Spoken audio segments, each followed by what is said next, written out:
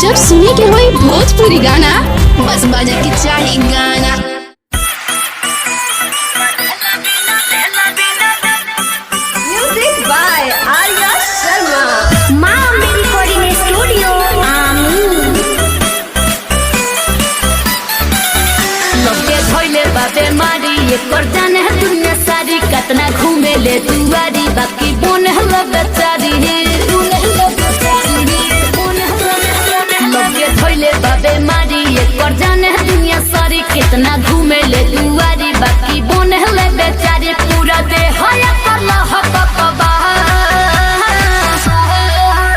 इतो लेला बिना बहकबा चुमा लेला बिना बहकबा इतो लेला बिना बहकबा चुमा लेला बिना बहकबा चुमा चुमा चुमा